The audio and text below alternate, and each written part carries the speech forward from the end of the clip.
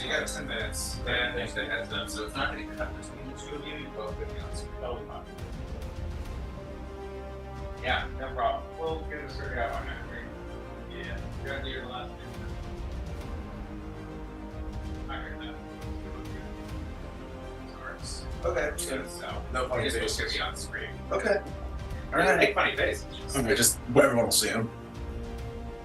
And, okay. All right, sick. Well, hey, God bless, God rest, and thank you. Just the fucking joys of live production.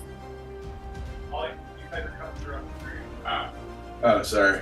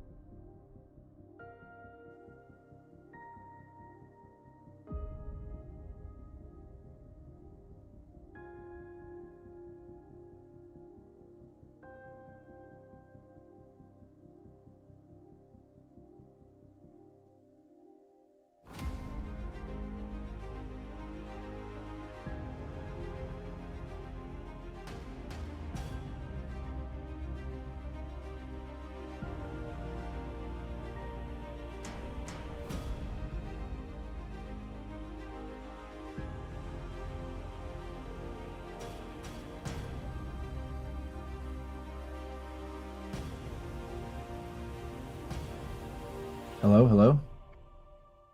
Hey, can you hear me, Gabe, on this microphone?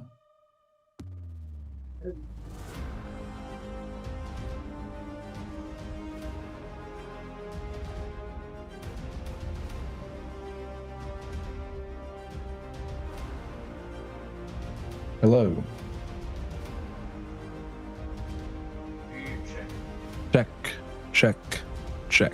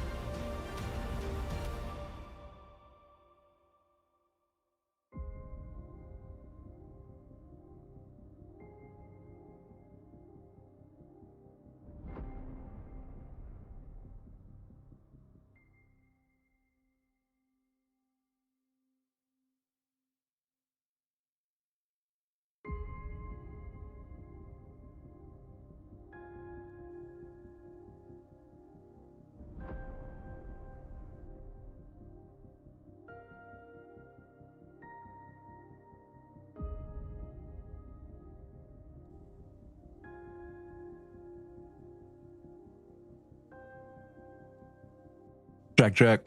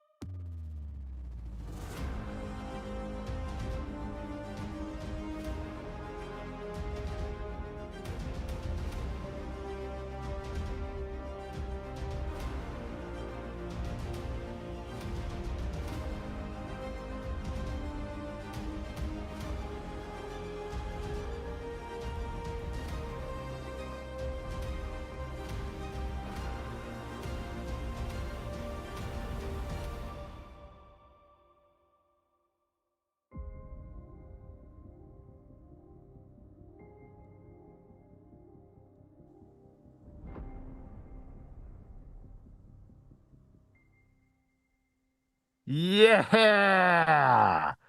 Oh, baby! What a day! What a day indeed. You want to say something, Judge? Want to make sure your mic's working? Did you not hear me? Yeah, thanks. I was No, going. no, no. Oh, you were doing big old chainsaw sounds. Chainsaw Got sound. it. Got it.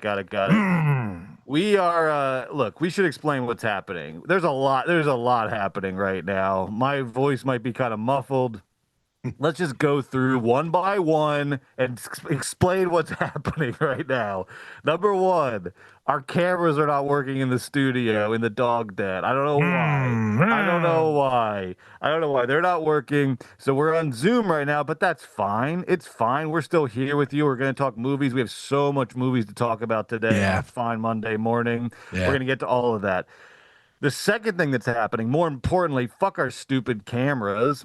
Yeah. The more important thing is it's Texas Chainsaw Massacre Day, baby. August 18th. Woo! That is amazing. That is amazing. Now, is that because the Texas Chainsaw Massacre? Well, look at that. Brett's chainsaw is moving. That's pretty sick. Is that because Texas Chainsaw Massacre came out 51 years ago today?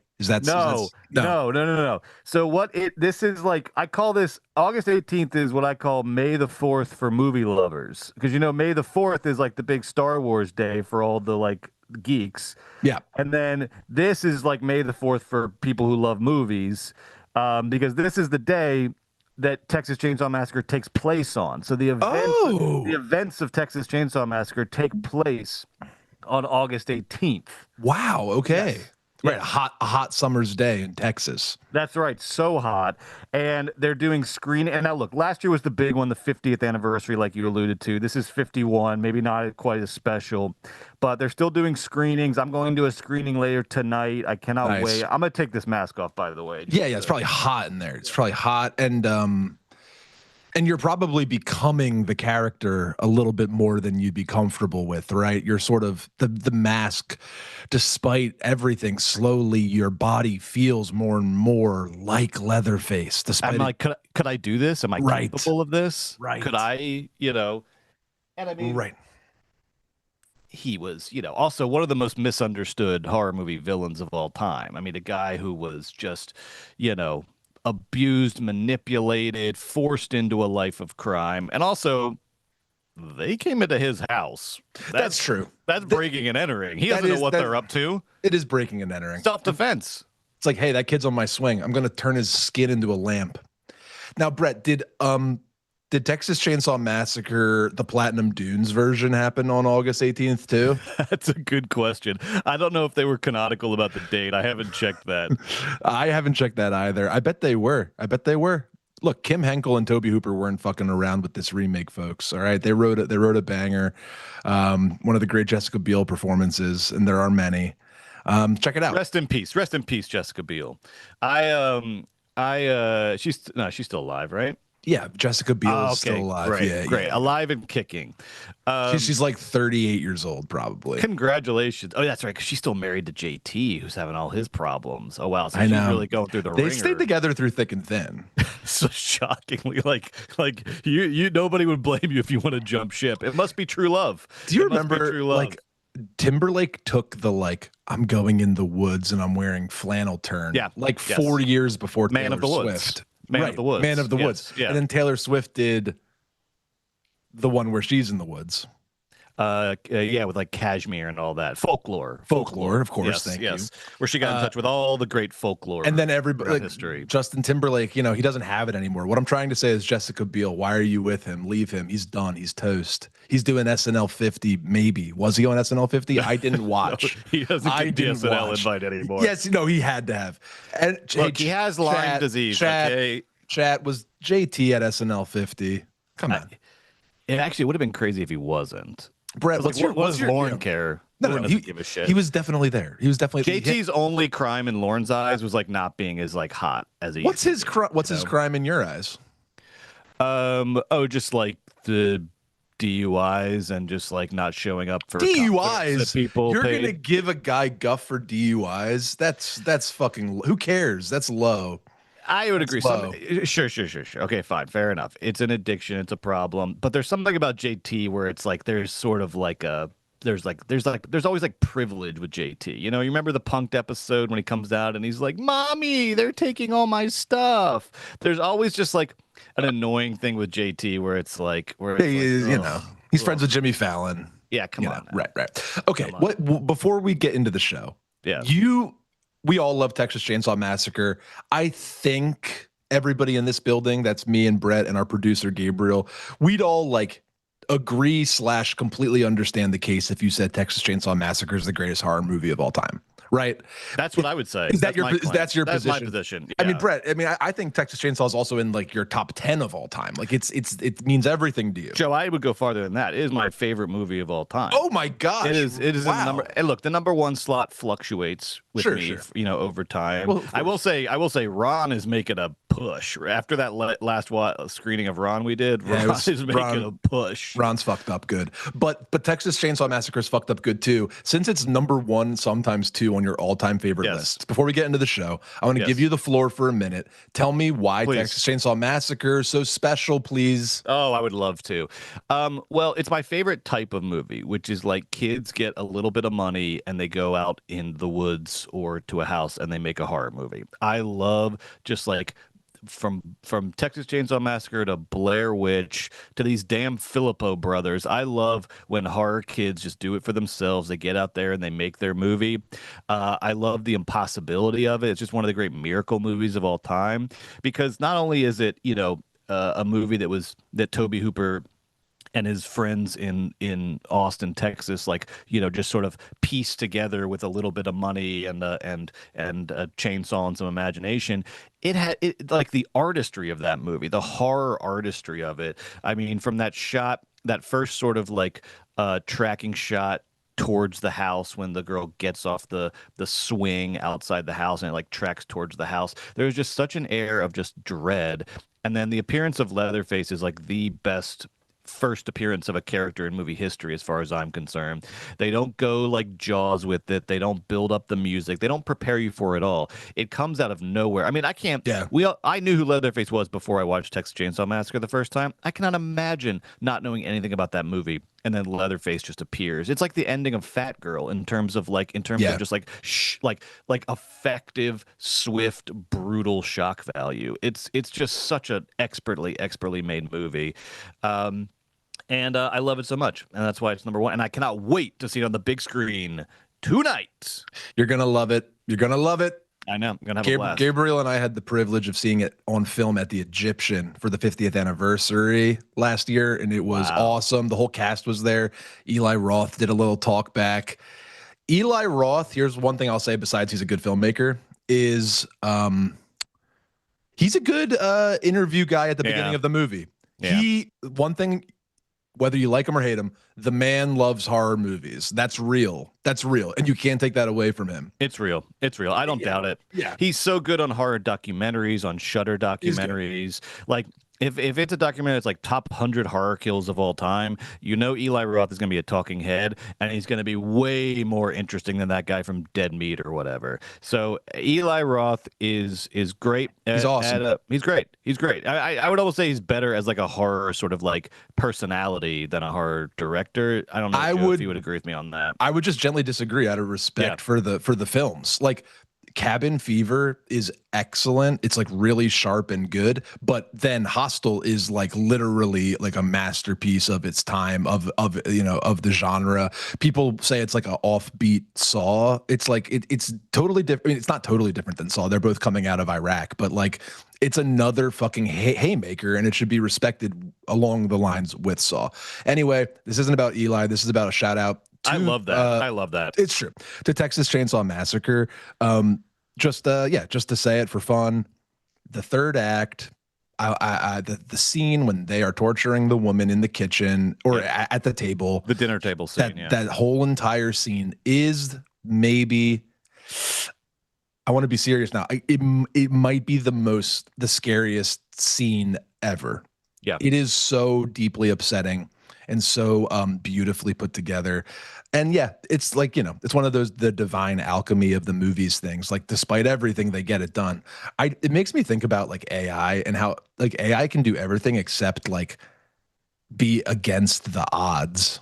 Like some of my favorite movies is them like you said, overcoming the odds, and how creativity is found, in those places where you didn't know it could exist, because it comes out of not the struggle so much as just like the confluence of circumstances, the amount of pieces that need to be put together to make a film happen. And without the divine confluence of all these streams, I wonder how much magic you're going to be able to get time and time again from a more computerized AI product. I'm sure they'll make lots of good AI movies because stories do have structures, and the AI tech seems to be preposterously good at this. And people make a lot of mid movies. Shout out Nobody 2. We'll talk about that later. Oh, I cannot wait to talk about Nobody 2.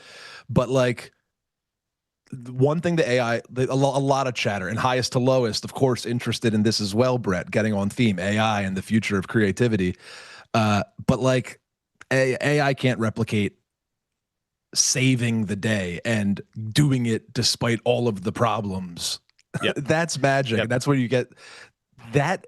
They were doing that dinner table scene. That's part of the divine alchemy of Texas Chainsaw, period. They were doing that dinner table scene in like over 100-degree heat. It was so hot. They said the stench was like unbearable from all the like food that had to be like in the scene, all the head cheese and everything. They said it was so hot. The stench was unbearable. They all got high as hell. That's the only way they got through it. It took 26 hours to do that dinner table scene, which is a lot for a small budget, small production. And they nailed it. Yeah. I mean, when they're trying to like inspire Grandpa to like summon enough strength in his like evil dying body to kill the girl. That's and he scary, can't man. quite do it. He can't get enough like oomph into the hammer. That is such a unique type of terror. You know, it's like a weak person who can't kill someone, and somehow it's more scary than just a big mean killing machine. So it gives you everything. It gives you Leatherface Grandpa. The chainsaw dance at the end is my favorite sort of cinematic image of all time. I love it. Can't wait to see it tonight. All right, what do you say? Let's get this show on the road for real. Gabe, can you roll that theme song, please? The backbone of this country is the independent film critic. The power of movies must be protected. The best thing about movies is the feeling they give. It's a feeling I want to feel every day. Movies, baby! Movies, baby! Movies, baby! Movies, baby! I love it, Rackball. Bang, bang, bang. George Niang. Welcome to Movies, baby. My name is Joe Cilio, a.k.a. the Philly Movie Freak. Here, as always, with the man himself, Brett Boehm, a.k.a. the Georgia Movie Dog. Go Dogs! We're coming to you live from the San Fernando Valley, one way or another, baby. And this weekend, we saw Spike Lee's new movie, Highest to Lowest, pairing him with Denzel Washington for the first time in, I think, ever heard of him? 18 years or something like that. Nobody 2, the Bob Odenkirk action sequel. We're going to review those movies, tell you what we thought. Plus, we've got some movie news, some box office analysis. We're going to pick what we think the movie of the summer was. And then in the second half of the show, our bonus show, Weekend at Bergman's, which is only available on Patreon, just keeps getting better and better. We just keep upping the ante. This week, it's a very special, I don't know what you would say, testosterone-fueled episode of Weekend at Bergman's. We've got Scorsese's Raging Bull versus Tony Scott and Tom Cruise's Top Gun. We've been Raging Bull versus Top Gun. We've been juicing our tea levels all weekend, and we're excited to bring that to you in the bonus episode, only on Patreon, folks. So sign up today. With tea. Okay, all right. I got tea coming out of my eyeballs. This is a family show, but yeah, we both have tea coming out our eyeballs. So check it out on Patreon. That's only on Patreon, patreon.com/moviesbaby with 5 Ys. And then we're going to tell you at the end of the episode what's coming next week on Bergman's, and that's going to blow your mind even more. But Raging Bull vs. Top Gun, all-timer as our 1980 season rolls on. But for now, we got to talk about the most important thing in the world, and that's money, baby. Gabe, show me the money. And by money, I mean the weekend box office returns. All right. How'd it go? Wow. Okay. Look at this. This is great. We have two little like surprise late summer sleepers here. Wow. In Weapons and Freakier Friday, because last week we saw Weapons and Freakier Friday have great openings. Weapons had a killer opening for an original horror movie, the best we've seen since the Jordan Peele movies. And then it follows it up with only a 42% drop in its second week. And as you know, if you listen to Movies, baby, 50%, anything in the 50% range, that's good. That's pretty good. That's not bad. Anything over 60, holy shit, ring the alarm bells. You're in trouble. Anything under 50 in the Crazy. 40s? Okay. 42? Okay. That means the word of mouth is spreading. And I was at a little get together this weekend. Guess what people are talking about? Freaking Weapons. It's a movie that people are talking about. The word of mouth is spreading. We saw it with Sinners earlier this year. Now we're seeing it with Weapons. And what do they have in common? They're both from Warner Brothers, baby, who invested in auteur-driven pictures this year. And against all the odds, it is proving to be a successful strategy for them. What do you think, Joe? Weapons and Freakier Friday. And lest we not mention, Freakier Friday, only a 49% drop in its second week. Both of these movies on small budgets are really doing gangbusters late in the summer. What do you think, Joe? 14.5 million gross domestic in week 2 for Freakier Friday is obscenely good. like that is preposterous. 25 million for weekend 2, beating out the, or right about what Longlegs opened to miraculously week 1. With that for number. Weapons. But for Weapons in week 2, here we have Weapons with 25 million. That is really amazing. I think what this means is two things. Number one is school is out and it's deep hardcore summer and people want to go to the movies. And number two, I think the movies are back as a viable option for a lot of people for a fun thing to do on a weekend night. That's right. I'd like not to be like people are just, the movie theaters have been bumping. They've been bumping recently. I don't know. I think cool original IP gets people out to the theaters, and I think it's the year for it. It's the year for it. Horror's like easy. Horror's like its own IP. Like people like, oh, horror. I love horror. It's my favorite thing. Oh, they made a good horror. It's like its own thing. Yep. People are responding to originals this year in a big way. The response to the big franchise pictures, the franchise pictures have made money. Let's not split hairs. But the response to the Fantastic Four, the Jurassic Parks, the this and then that has been way more lukewarm and sort of like rote, almost as sort of like, the franchise movies are getting the sort of obligatory audience for those movies, but there's no real enthusiasm. No one wants them. There's no excitement. Whereas you put a Sinners in theaters, you put a Weapons in theaters. Holy shit, that's what people want right now. Relative to these performing great relative to their budgets. And how about F1, which is like, it's, original in its way. Yeah. It's like a news story brought to screen and the whole world over. It made $1 jillion.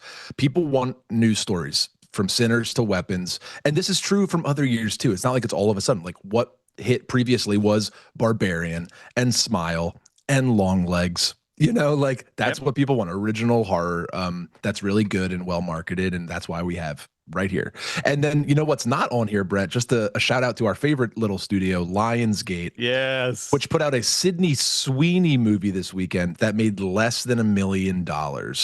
It made less. It made $500,000 in over 1,000 theaters, which is atrocious.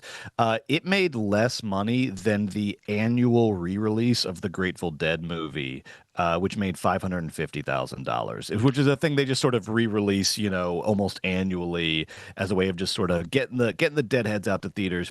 It'll make its obligatory like $500,000. Americana could not beat the Grateful Dead like umpteenth re-release. If I had Sydney Sweeney in a Western this weekend, I would have used politics to advertise it and make more money on it than $0, right? So are you saying that Sydney Sweeney should just like fully lean into Red State Sweeney from now on? I'm saying the Lionsgate marketing team should have taken Fortune at the flood and made a fucking lemonade out of this situation. And the situation we're talking about is Sydney Sweeney has had a little kerfuffle with she's a registered Republican in Florida, and she did like a eugenics commercial for American Eagle or whatever. So Sydney Sweeney, who has sort of had one foot in Red State America, one foot in like Gen Z Euphoria America. It's kind of been her like the sort of the razor's edge that she's ridden in her career.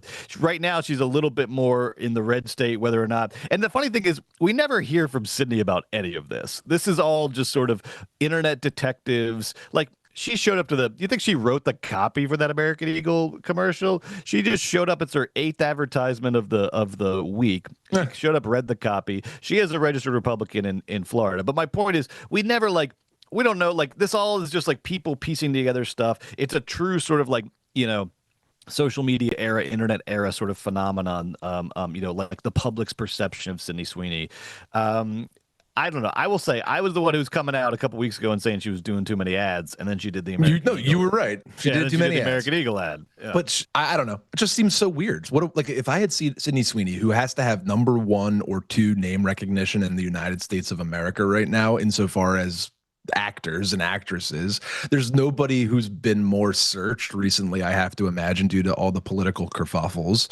It's just so weird to put a movie out with her and just kind of have it be buried. And it looks good, and I don't understand the strategy here.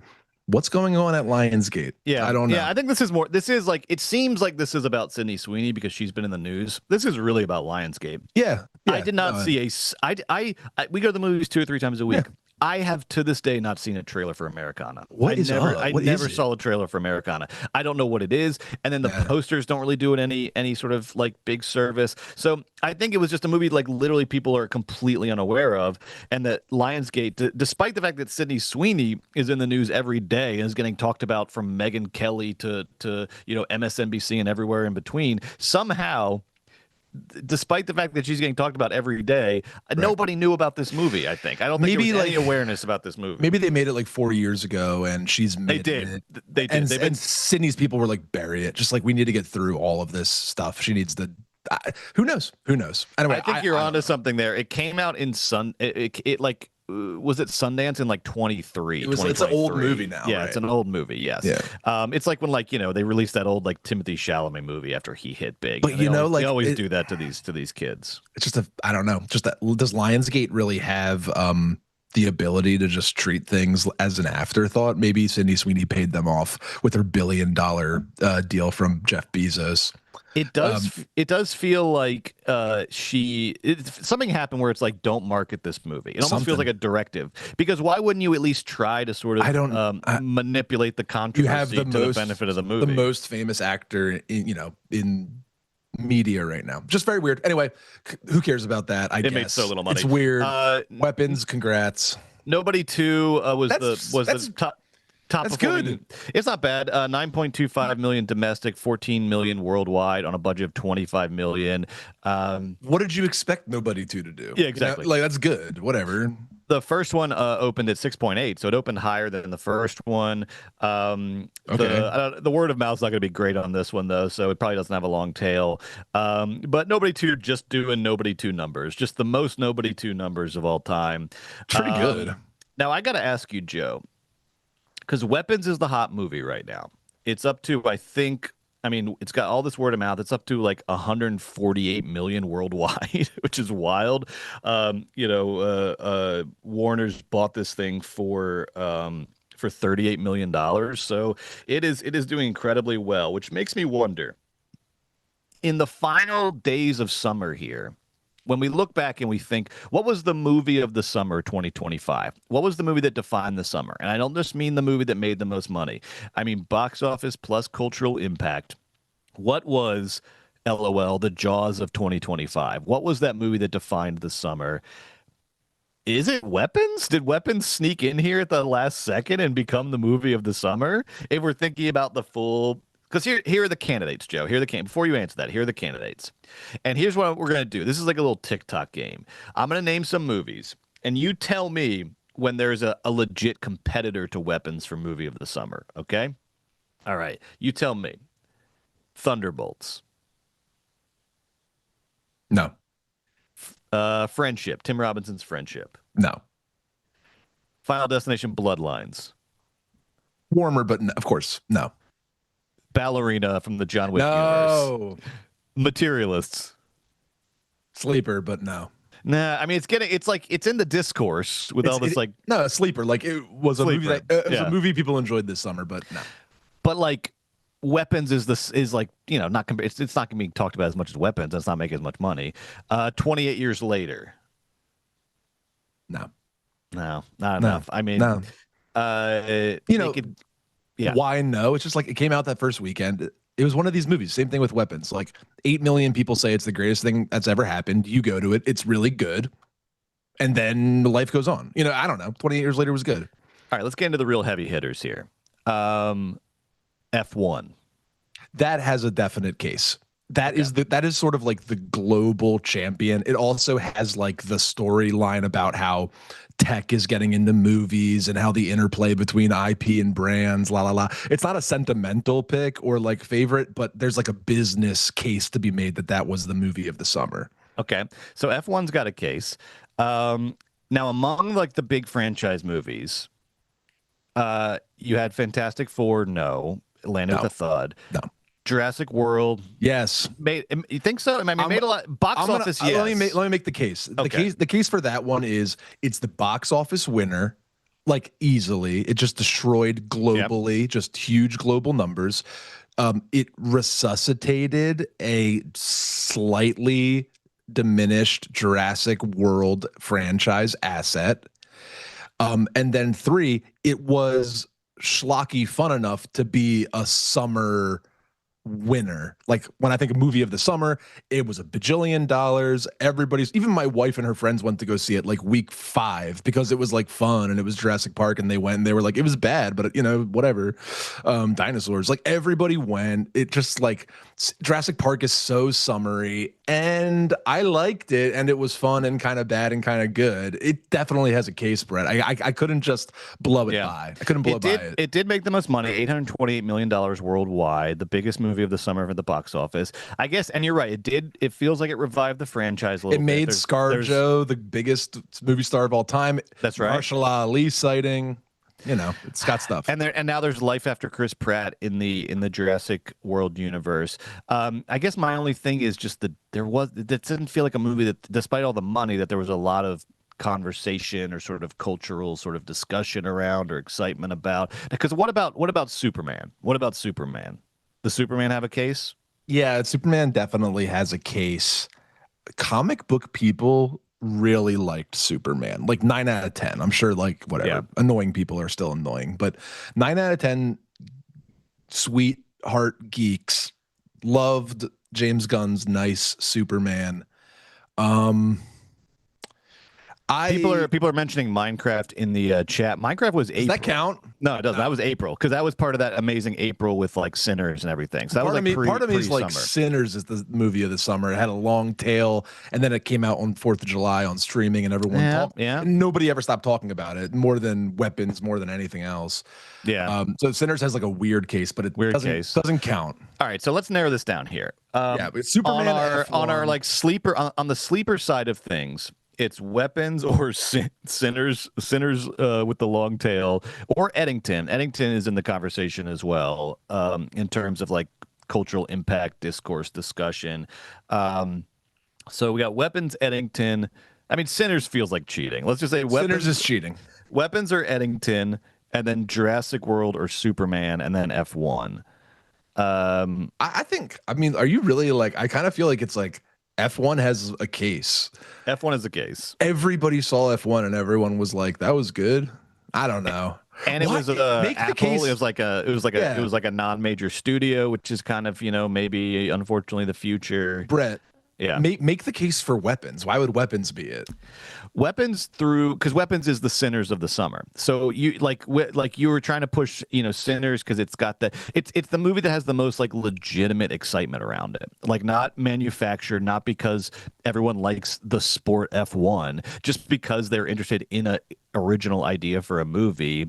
I actually hear people talking about it. I think in online discourse, a lot of people are talking about Superman. I think IRL, people are talking about, like, with their friends at get-togethers at bars, people are talking about Weapons. People are talking about Weapons. So I would say I'll allow it. I would say Weapons or Superman or F1. And I know Jurassic World Rebirth made a bunch of money, but it felt like I don't know, the most unenthusiastic $828 million you can make. And I liked the movie. Do you it just didn't feel like a movie people were like really like talking about. Yeah, I remember like the summer Anchorman came out, and I remember the summer Blair Witch Project came out. I remember even though I was young, like when Jurassic Park 2 came out, or I remember like it's sort of like for MVP in the NBA. Like when we look back in 10 years, like who owned it? Whose year was it? Like when we look back at this summer, like are we like, oh, I remember this? I remember seeing Weapons. I think maybe I think you're kind of right. Do you like? It isn't about our favorite. This is like culturally, what was the summer at the movies like? Maybe Superman, maybe F1, maybe Weapons. Weapons movie of the summer has to kind of also be good though. Like people have to like I know. That's why I think maybe Superman is unfortunately the middle ground where it checks every box, because here's the thing. If Superman becomes, if James Gunn DC takes off and becomes the new MCU, and Superman becomes the Iron Man of James Gunn's DC, whatever he's calling it, extended universe, then it's the movie of the summer in retrospect. But right now, as we're standing here in this moment, living in the actual moment, I don't know. If that doesn't happen, if the DCU is like good, not great financially, and this is actually the rebirth of original storytelling, then it's Weapons Summer, baby. That's true. Maybe this is like the Warner Brothers auteur strategy paid off, because this is because Sinners is like almost part of this. Part of the reason Weapons is the movie of the summer is because of that trend that they both represent. So all right, let's give it to Weapons. Weapons Summer. Weapons is the movie of the summer. Weapons is the movie of the summer. And neither of us like It was all right. I liked it. loved it. Yeah, but it's the movie of the summer for sure. Okay. Yeah. Okay. I'm glad we've established that. Now look, one of my favorite movies I've seen this summer is Spike Lee's Highest to Lowest. Let's talk about this thing. All right. This is obviously directed by Spike Lee. It was written by a pretty like a relatively unknown screenwriter named Alan Fox, which is very interesting. I'll talk about how this movie came to be in a second. It is a English language reinterpretation is the word we're going with of Akira Kurosawa's masterpiece High and Low from 1963, which is itself loosely based on the 1959 novel King's Ransom by Ed McBain, and both King's Ransom and High and Low get shout-outs in the opening credits of Highest to Lowest. So Lee was looking at both for inspiration, but Spike Lee's going to make a Spike Lee joint at the end of the day. So he's taking inspiration from both things, but he's making his own movie as well. The DP here was Matthew Libatique, who is has some, just like the worst two collaborate. He is like the go-to guy for Aronofsky and Bradley Cooper when they make their movies. So Cool. I don't know what that life is like, but best of like somebody's got to do it. And now he's done Highest to Lowest. So joke's on me. What a career! What a career for Matthew Libatique. And he was the DP on Caught Stealing coming out in 2 weeks. So the Aronofsky movie. So he's working hard. He's getting booked. I don't care about that movie. Sorry, keep going. This movie stars Denzel Washington, of course. We've also got Ilfanesh Hadera, Jeffrey Wright, the great Jeffrey Wright. A$AP Rocky is here. Ice Spice in a little brief appearance. This is the fifth collaboration between Spike and Denzel, but their first in 18 years since Inside Man. That was the last one. And Hollywood has been trying to make a High and Low remake forever. In 1990, Disney at this point had branched out. They had Touchstone and they had Miramax in the 90s. So they're also trying to make like adult movies under these like adult labels. They were desperately trying to get a High and Low remake done, and they assigned David Mamet to it to write the screenplay. Mamet wrote a screenplay of this in the 90s.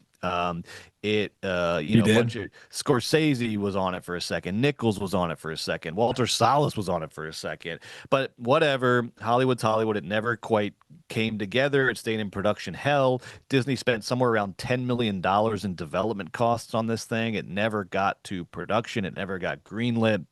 And then eventually, in around 2019, Disney's rights were lapsing on the remake, and so a couple producers kind of got together. They were talking, and Denzel though was the one that really wanted to get this movie made. Really wanted to get the rights. So this is a lot like we're going to talk about Raging Bull in the second half of this show on our bonus show. In the same way that De Niro was the one that really pushed Raging Bull, that Raging Bull was like an actor's project that then became sort of associated with the director, Highest to Lowest is very similar. Denzel was the one who was pushing this. He pushed the script to get made. He let them know his timeline. The screenwriter had this great quote where he's like, I got to actually read this to you because you're going to love it. This is like the most Denzel thing ever. Denzel's agent called this screenwriter and said, and this is he had time between The Equalizer 3 and Gladiator 2 to like read a script and like attach himself to the project. And if he didn't attach himself to the project, it was just going to go into development hell all over again. And this is the quote that the screenwriter said. Denzel's agent called him and said, "The big guy is coming off of Equalizer come January. If he doesn't have something to read, then you miss your window." Click. Yay. So everything you think is true. Denzel's agent calls him the big guy. That's sick. They are on their shit. Everything is planned out. They have the whole schedule for the year. So they told the screenwriter, if we get a script in that small window, then the big guy will read it. But if the big guy doesn't get a script, the movie's not getting made. And he's fair enough. Fair enough. I mean, he gave you the terms. That's fine. That makes sense. When he's not working, he has time. What's the problem? That's right. It's fine. And so Alan Fox, this new screenwriter, this neophyte, said, "Here it is, baby, my big shot." He got down to work. He's the one ultimately, a lot of people have been attributing the themes of the movie around sort of the music business and IP ownership and all this stuff to Spike. And Spike certainly like relates to those themes and brings them out. But these were all here in this Alan Fox screenplay from the beginning. He's the one that chose to set it in the music business and made all those choices. So shout out to this kind of like unsung hero of this movie, Alan Fox, like this young screenwriter who is the one who came up with kind of the concept of the movie, and Denzel liked the concept. Then Denzel signed on. Denzel called Spike. Spike said, "Of course, I'm there. Let's do it." And that's how we finally got a Hollywood remake of Akira Kurosawa's High and Low. Joe, what'd you think of this movie? Brett, I liked the movie a lot. I thought it was really fun. I usually like a Spike Lee movie. He hasn't let me down in a while now, and I think that I enjoyed this movie the more and more that I think about it. Of course, it was definitely fun to watch. Denzel Washington gives a great performance, I thought, across from Jeffrey Wright, who gives an understated but like excellent performance, breathing a lot of humanity and realism into his character. And additionally, just to say it, I thought the scenes with A$AP Rocky and Denzel were awesome. So that was really fun to see. I thought it was fun and well cast. I thought the script was all right, but really what I want to talk about and think about is Spike. Despite what you just said, like this is Spike Lee movie. It has all the Spike Lee stuff. It has the double taps. It has the asynchronous music choices. It has the politics. It has the all this stuff. And because it's a Spike movie, I want to kind of dive into some of the choices and sort of wonder like what was going on here, because the first half of Highest to Lowest isn't the prettiest movie you've ever seen. And it doesn't really, it looks bad sometimes, you know, or it looks digital, or it looks flat. And we have to just, because of who's involved here, take that as a choice and read it as a choice. And I guess what Spike was working through here, because the second half of the film has a more film shot aesthetic quality, and the film really finds its groove in the second half. And once Denzel descends from the height of his loft in Brooklyn, where it's digitized, flat, borderline ugly, kind of garish. Yeah. And I mean, maybe intentionally. Do you think intentionally? Yes, intentionally. Intentionally is what I'm saying. Yeah. And then when Denzel goes down into the subway and sort of reconnects with the streets in that way, goes through New York City from the bottom to the top, and then goes through the Puerto Rican Day Parade, the movie really finds its footing, I found. Things start to look better. The editing's clicker and tighter. The subway sequence is correctly calibrated to be intense. Like Spike's in his bag more, almost as if he's challenging you to like give up almost in the first 20 minutes, or almost like he's making fun of streaming movies. I think he got Apple money. Yeah, it's Apple and A24. He got some Apple money, and I think he's doing a little bit. I once got to see Norm Macdonald late in his life perform at Caroline's, and Norm came out, and for the first 10 minutes, he was meandering. He wasn't hitting, and in my head we were all kind of wondering like, oh, this is kind of mid, what's going on? And then he picked it up, and then he got all the way back to the top, and it was almost like he was bored and he just wanted to like kind of like make it up the stakes, like make it harder. He wanted to like get the audience not on his side, because the audience is so on his side when they walk in. It's like, oh, it's Norm, I'm gonna laugh at everything he says. That's kind of bullshit laughs. Norm like buried the audience and then built his way back piece by piece. And that's sort of what I was experiencing with Highest to Lowest, where Denzel lost the music. You know what I mean? And up there in movie land, it's flat. It's about money. It's kind of ugly. There's like a Basquiat, but as a piece of finance, not a piece of art so much. As an investment. As an investment, right? And then through the turmoil of like the kidnapping and the attachment to the music and to the people, the movie itself finds its beautiful footing, and we see so much of what we love about Spike. I found the Puerto Rican Day Parade music sequence to be absolutely beautiful.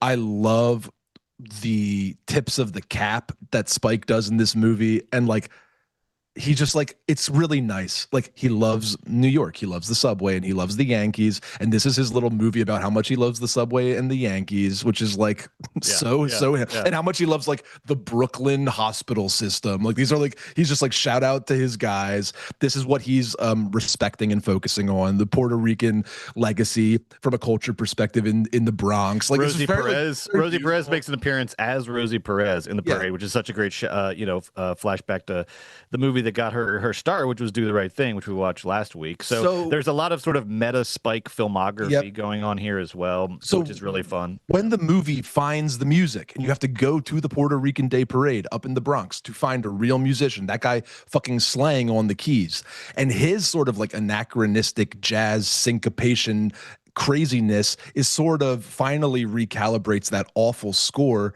into becoming something sort of like brilliant. There is just a nice little trick here that I think we have to take seriously because Spike Lee is the artist of his caliber. I think he comes in soft and wishy-washy and flat and digital on purpose. I think the moral choices are sort of made thematically to like align with the way that the filmmaking is happening. He switches the film halfway through. He gets a ton of music. It's about singing, the editing, the pacing, the ASAP Rocky scenes come in, and all of a sudden Denzel's like rapping and talking, and all of a sudden Denzel seems much more active. He's not so much passive, letting things happen to him like in the first half. I think the movie, I can't wait for a second viewing when it comes out on Apple Plus. I'll definitely be rewatching to see what's up. I don't think this little trick I'm talking about worked so brilliantly that like my head exploded, but I think that we have to take all the choices seriously. And therefore I kind of wanted to throw out one, not so much problem, but like a tension in the movie that's notable, which is between the pursuit of Black excellence and class consciousness, which seems to be slightly at odds in Highest to Lowest. Spike seems to sympathize with Denzel, the self-made man who got to the top, and because Denzel is sort of like like a Russell Simmons-esque, like he's a very, very successful music producer, primarily sort of like early 2000s hip hop was like his golden age, and it's what he's sort of been living off of ever since and trying to recapture. But he's this sort of mega successful record producer. But how do you square Black excellence as recognized by financial success with like community building, class consciousness? And at the end, Denzel sort of like refines the starting a family business, and he refines the music, and there's this suggestion that he sort of has figured it out and solved it, but it doesn't. I wonder what Spike Lee would have said about the ending and some of the themes in 1985 or 1988 or 1994. Not that he would like disagree. It's just Spike is a guy that made it despite the odds, all the way to the top.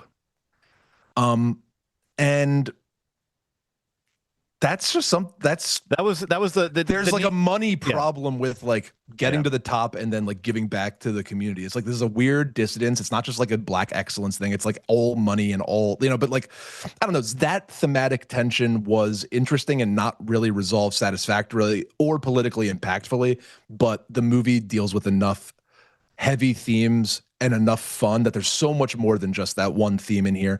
And there's so much to enjoy. I like watching movies by real directors because they are dealing with the things that they are dealing with in their head and they don't have the answers. And Spike's thinking about AI. He's thinking about music, filmmaking, what's next, what he likes to do next, what he values. And I love seeing him work through these things without the answers. That's amazing. Thank you, artist, for working through your questions via your art. I really liked this movie, Brett.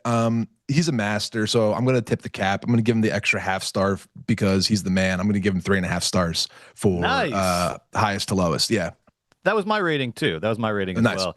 I and I agree with what you're saying. And I was reading there's a great sort of New Yorker review of this movie that I think points at something you were saying as well. They were picking up on some like some more like sort of almost like conservative impulses that haven't been in Spike's sort of filmography because before. When you have the money and you're a self-made man and you made it and it's your bag and you did all this good for all the people, but now you're in trouble because you're part of the system. It's just an interesting tension. Yeah, and I don't mean like sort of like the way we like culturally conservative. I just mean like he's siding a little bit more. He has with money, power, and money in this movie than with little guy. Unless you read it as like a massive. It's like a satire to some extent, but it's not enough of a satire. There's not enough satirical in it. There's not enough satirical in Denzel's performance to sort of read it completely that way. Denzel's definitely the hero, and the movie is not nearly as sort of, I think, dark or sort of savage in its social criticism as the Kurosawa one. That's probably where the big departure is.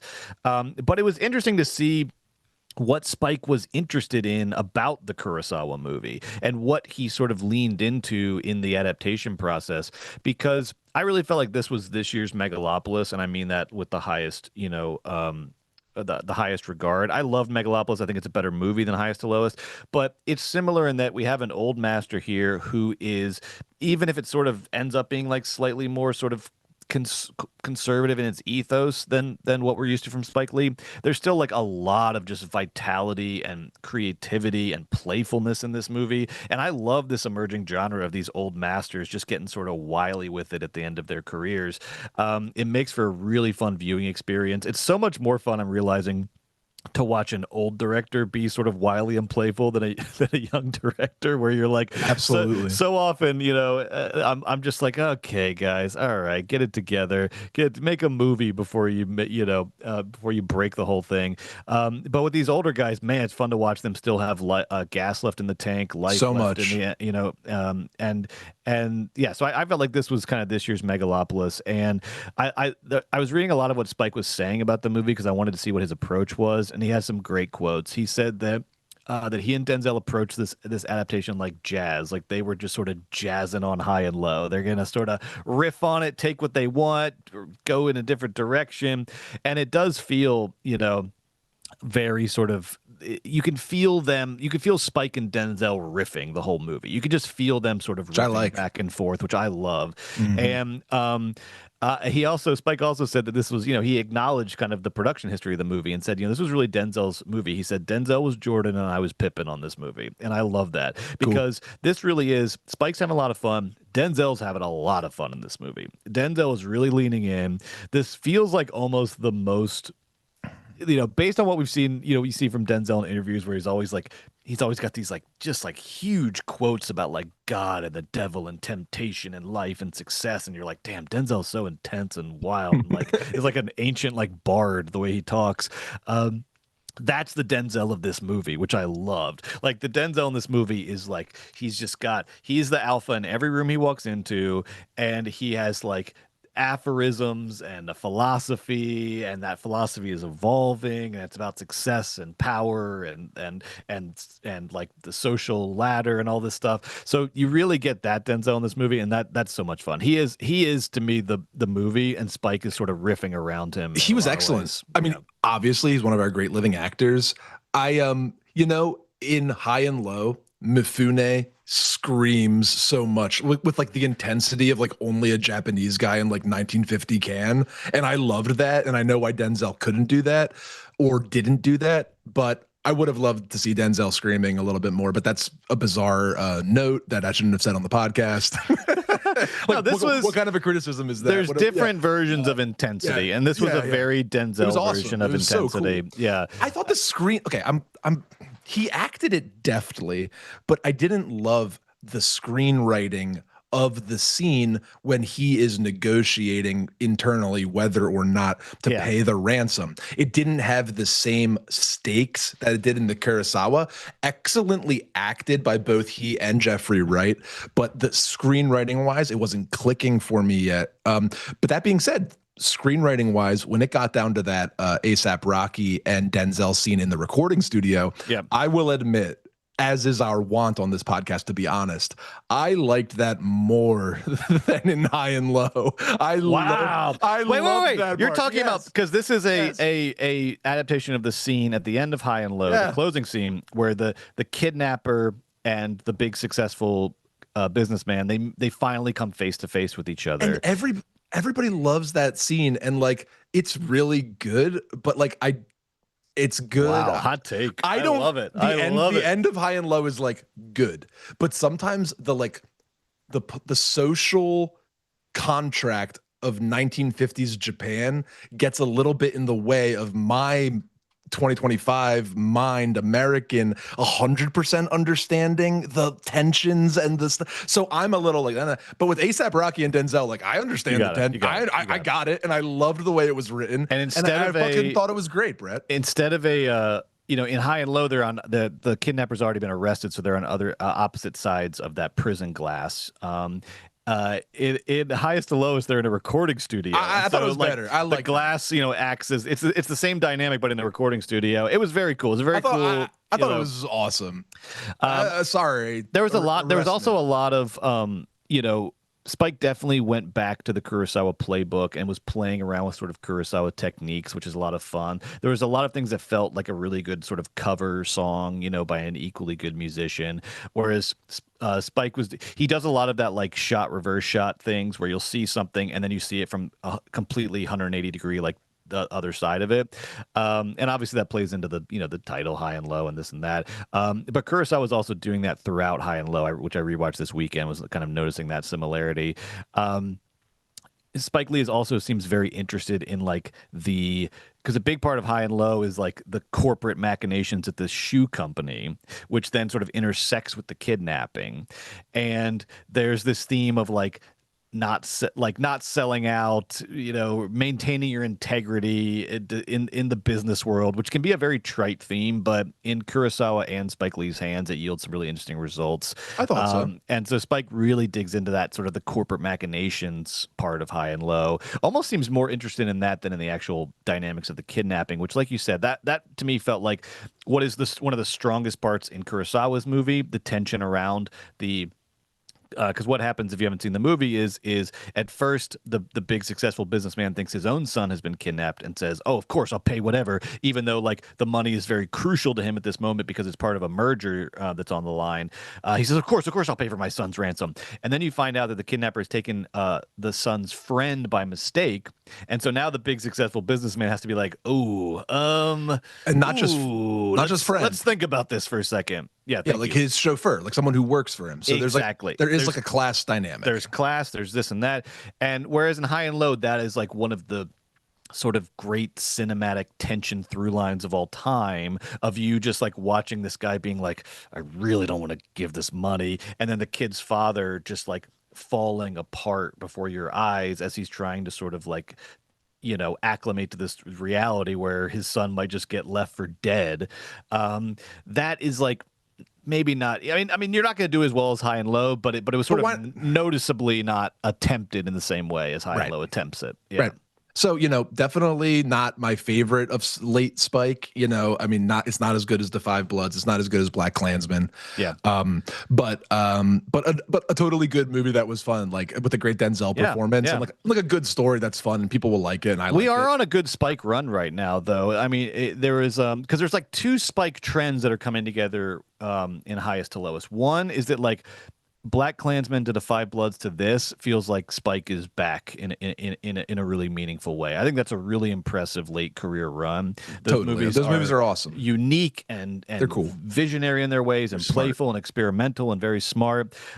You also have Spike finally making good on an adaptation. He did kind of the Old Boy adaptation, which didn't really come together for me in a satisfying way. You had his like Ganja and Hess remake, which is what the Sweet Blood of Jesus, which also didn't really come together for me. But now it's so interesting that Spike, for as original and visionary as he is, has had this like tendency in the second half of his career to like remake very sort of like, and not remaking like bad movies, which would put less pressure on him, but remaking like singular visionary classics. Which how about like Chirac, when he's like riffing on the Greek tragedies. Yes.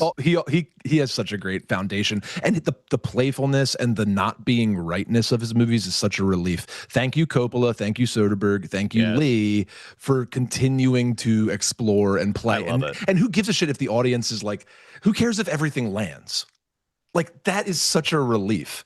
Who cares if every single scene lands sometimes? No. Let's try something new, or let's try to see if something I haven't done yet works. And for film number 30 of your illustrious career with Apple money, that's the this was coolest, a very fun, coolest this was thing in the a world. very, very fun movie to just watch Spike still be exciting and interested in filmmaking, and Denzel being Denzel. Definitely recommend seeing it. See it if you can in theaters. It'll be on streaming in a couple weeks on Apple TV, but see it if you can in theaters, because it's really fun in a theater. I thought it was good. I gave it 3.5 stars as well, but I have it as sort of on the higher end of my 3.5 star movies this year. This thing is like in my top 20 of the year right now. I really liked it. I really thought there was just so much interesting about it and so much I was interested in the movie. Dude, you put Denzel on the screen for an hour plus, you're going to be in the top 15 movies of the year. It's just, he's really good at acting. Now let's talk about Nobody 2, the sequel to Nobody, the sort of Bob Odenkirk doing John Wick thing.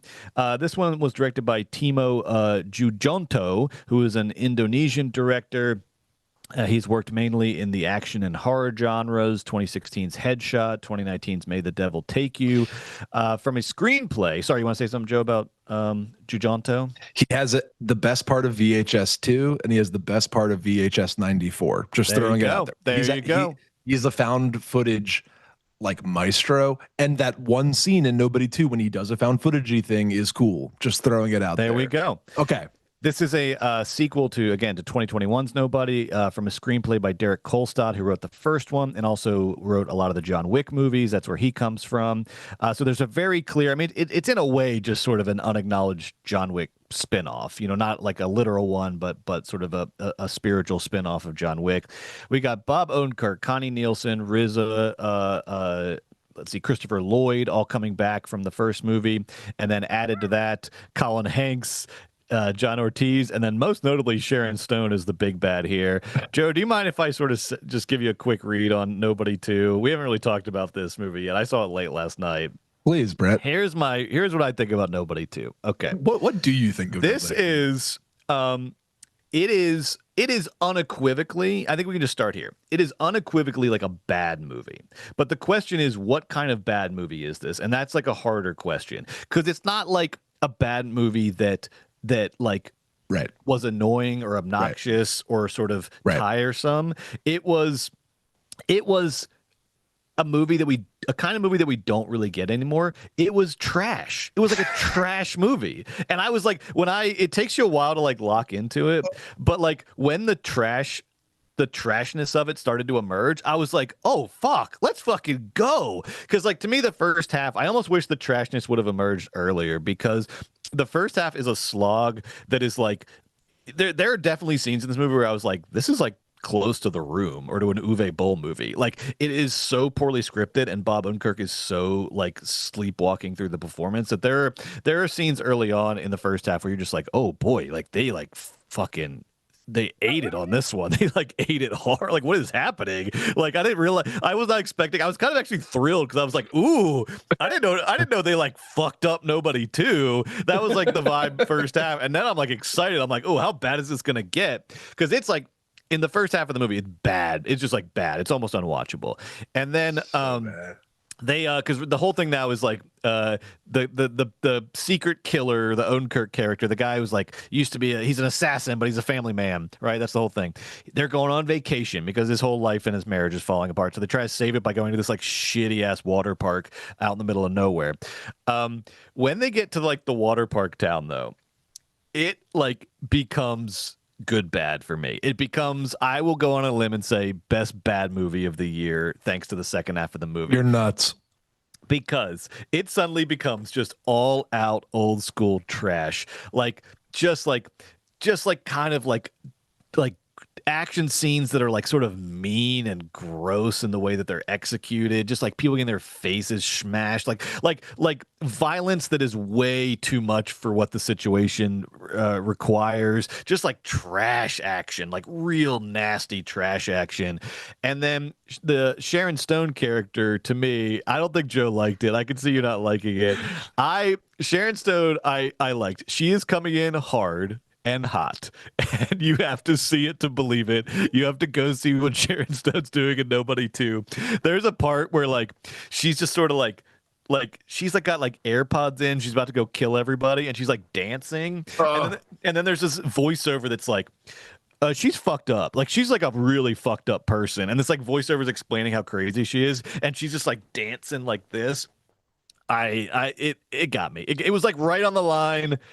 I'm saying so bad it's good. I'm saying so bad it's good for Nobody 2. Because again, I want to be clear. There's no discussion. It is objectively true this is a bad movie. There's no discussion about that. But it's up to you to depend if this is to decide if it's so bad it's good. For me, it is. And when Sharon Stone, the first time we meet her, she's like in a casino that she runs because she's a big like crime boss or something that's also like tied into this like small town with the water park. Because it's like the hub of drug trafficking. All right, Joe just took his headphones off. All right. It is. I'm still talking about Sharon Stone. You got to put your headphones back. All right. There's a scene where she's like in some casino she runs, and she realizes that these guys are cheating. But it's also like not a real casino. It's just like a room in a hotel, like a conference room in a hotel that they like quickly made look like a casino. It's like casino night on The Office. It's like casino night in Versailles. Yeah. It's not a real weird. casino. Yeah, it's weird. And then she realizes these guys are cheating, and she screams, "Nobody cheats in my casino," and then like stabs all the cheaters in the neck. But then informs her goons to kill everybody in the casino because they're all witnesses. And so she just like casually knocks out a body count of like 75 to 100 people in a way that would be impossible to cover up. And then we just move on to the next scene. So that's Nobody 2. I say so bad it's good. Joe's going to say the opposite. Joe, go ahead. Nobody 2 is awful. I watched Nobody 1 to like be a good little boy for the podcast. Oh my god, you're such a good boy. And then Nobody 2 just shat in your face. Well, Nobody 1 wasn't any good either. Yeah. Like Nobody 1, the idea is like Bob Odenkirk's character is unassuming, but actually he kicks butt. And it turns out like he's not nobody. He's Jason Bourne. It's like, okay, so he's not nobody.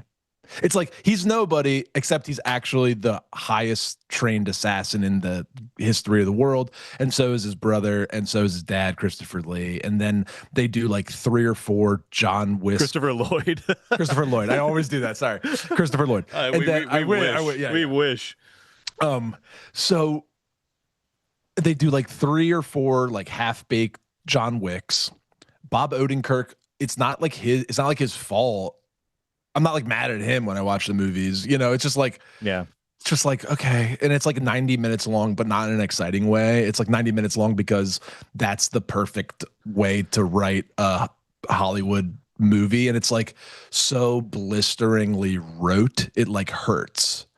I despise what John Wick has done to action movies. I love John Wick, but action movies post John Wick are horrid. They all try to do the like big, long, super violent John Wick thing and they do it to like no effect. Like I'm watching Ballerina and Nobody, and paint is drying in front of me as they like rip people's like throats out and like their eyes out. It's so boring. And same with the villains. Like Sharon Stone turns her performance up to 11. But like to what end? There's no foundation for tension or fear or realism or care. I don't care about these characters. It seems like Bob Odenkirk's going to be fine because he's Jason Bourne, I guess.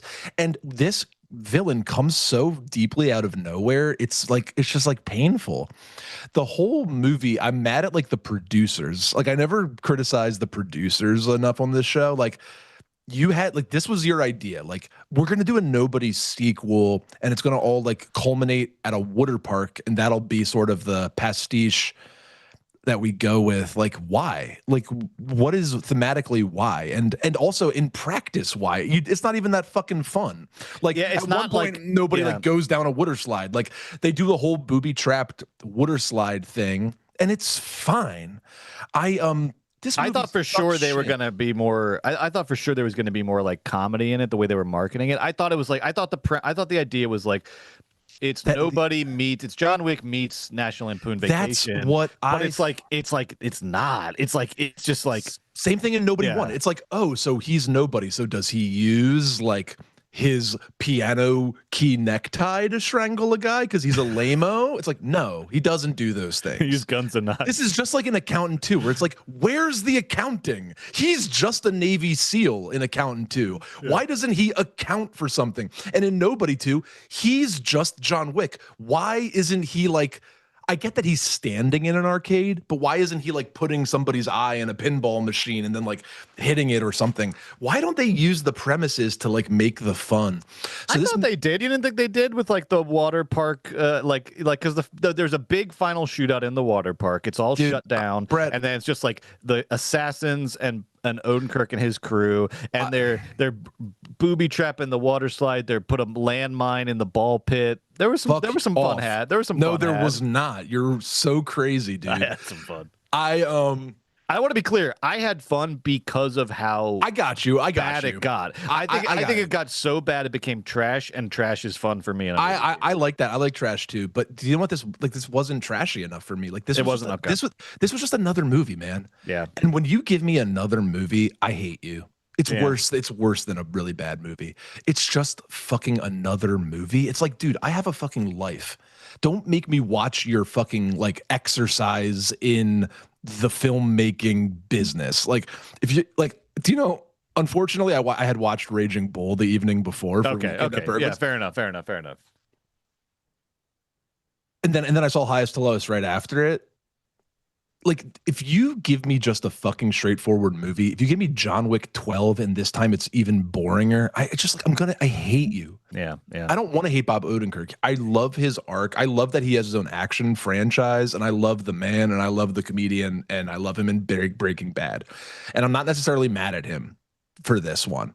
I just hate everything involved. I hate how lifeless and uncreative it is, how stupid and first thought, how like bro HBO dumb it is, and how fucking like stupid made for streaming fucking schlock it is. And I hate half-baked shit. I hate like flaccid fucking movies. Like, you making a movie, can you do something? It is like shamelessly stupid. It is so stupid, so brutal. And I don't want, look, I want to be clear. I don't want anybody who made this movie to get like credit for the positive, for my positive reaction to it. My positive reaction is just like is based on the fact that I think it was so bad it became trash accidentally, and that's what I liked about it. So this is like a tricky review where I don't want anyone to get credit. I still think it's 2-star. I still gave it 2-star bad, but I think it was the most fun I've had at a bad movie this year. I had fun. I thought it was so bad and atrocious. Sharon Stone's performance is like maybe off the charts. I shouldn't have watched Nobody Won, because Nobody Won's just like more of the same. Yeah, it's so bad. And I don't know, Brett. I just like I wasn't having fun, but I'm the inverse. I had no fun, and I don't want anybody to get in trouble for it being so bad. Like, I don't really blame Odenkirk, and I don't really blame the director. This feels like another studio movie where this Indonesian like up and comer is now in a big studio-y kind of movie, and he has to like check his boxes. He gets to do 3 fun things, like Sam Raimi in that Marvel Doctor Strange movie. Like, there's 3 fun, cool parts. He shows off a little bit in the action, but like, free Temu. Like, let this man direct something good. This is the worst script for the stupidest IP development nonsense. This is like a studio hand like made a movie. I hated this movie, but see, the problem is like, it's no worse than 2 stars, because like there's plenty of competence that's like foundationally fine. We just watch too much movies for this nonsense, I think, Brett. I like it. All right, we watch too much movies. I'm sorry. It felt like one of the first authentic like trash movies coming out of a studio this year that I had seen, and that was refreshing to me. But it's all up to you to decide whether it gets to trash or if it lands in the worst possible no man's land, which is bad but not trash. Right. So I say it makes it. Joe says it doesn't. Make up your own mind if you want to spend I mean, we'll say it's short. It doesn't take a long time to watch. Watch it on a plane. Can we agree? Watch it on a plane. 1,000%. Watch Nobody 2 on a plane, and then you decide if it makes it to trash or not. If it makes it to the promised land of trash, or it gets stuck along the way. All right. Next week, this is very exciting. Next week. Okay, this is a big announcement, because next week, look, well, it's a big announcement for Bergman's, I'll put it that way. we're getting into, speaking of no man's land, we're getting into the no man's land between summer and award season for the next couple of weeks. So next week we got a Ron Howard movie coming out, which doesn't really move the needle like it used to, and it's got Sydney Sweeney in it, I think, right? And Anna de Armas. It has an amazing cast. I'm very intrigued. I cannot wait to watch on this. I hope. Look. I'm not gonna. We have to be honest. We'll come in next week and say what we feel. I would love to fucking dunk on Ron Howard for next week. I would love Eden to be like, Eden's fucking amazing. No, I would love to be like, no, seriously, Eden. I don't know what everyone's doing. Good. I would love for that to be the case. But part of being honest is admitting that you have preconceptions about movies, so that's what we're admitting right now. Sure. All I want is for this movie to be bad, so I can dunk on Ron Howard's All I want is for this to be weirdly good. And his soft refusal to condemn JD Vance. I'm like very out on Howard right now, and I would love for this movie to be a sack of shit that I can lay into. But maybe I'll have to be honest. Maybe it's not. We also have Ethan Cohen's second collaboration with Margaret Qualley, Honey Don't. I've never seen Drive Away Dolls. I got to watch it this week. I'm going to watch Drive Away Dolls, and I'm going to watch Honey Don't. Gabe speaks very highly, really like Drive Away Dolls. I think it's good. Honey Don't looks like a little sort of Southern Fried Noir. Sign me up. No, they're doing. I love it. And then Splitsville is supposed to be very good. We'll see. Splitsville, it's like an indie. It's about relationships coming apart. It's got Adria Arjona in it, a first Adria Arjona movie of the year. One of my favorite current actors. And Dakota's in this. But two guys that the guy that directed it plays one of the guys, obviously. And you can tell which one he is. He's the one that you're going, huh? Yeah. So excited to see that. You're going, why is Anna de Armas even not Anna de Armas? Why is Adria Arjona looking at him, much less in a relationship with him? Much less wife swapping for him or whatever. Bro. He's going to fuck both of them unbelievably. All right. Apparently the movie's very good. Very good. We'll see. I'm excited. But the main event next week. Okay. Weekend at Bergman's. Here's what we're doing next week. This is a little departure from the schedule, but I think you'll appreciate it. We originally had on our schedule in a couple weeks Blade Runner versus RoboCop. And somebody on Patreon said, I'm sorry, I don't remember who it was. Somebody on Patreon said, what about do one of your three movie weeks and do Blade Runner versus RoboCop versus Terminator? And you know what? We liked that idea so much, we one-upped it again. So next week on Weekend at Bergman's, we are doing maybe our biggest episode of all time, Blade Runner versus RoboCop versus Terminator versus Scarface. Are you kidding me? Are you kidding me? Now, Brett, we've done triple features, man, but we've never done a quadruple. We've never done a battle royale. Never a battle royale. Where only one will get to move on. Only one. Only one. Three go to the trash can. 3 of those 4 classics go in the trash cannon. So, wow, it's going to be a huge week. Wow. But before we get that, we have work to do, Brett, over on Patreon right now. Right now. Let's get down to it. On Patreon in just 5 minutes, patreon.com/moviesbaby. Sign up, get a 7-day free trial. You're not going to want to miss this. It is Raging Bull versus Top Gun. We have to tell you which movie we like better. We have to be honest. And the movie that we like better is going to move on to our 1980s tournament. And the one we did not like as much is going to go in the trash can. We'll see you there in 5 minutes over on Patreon for Raging Bull versus Top Gun. Bye.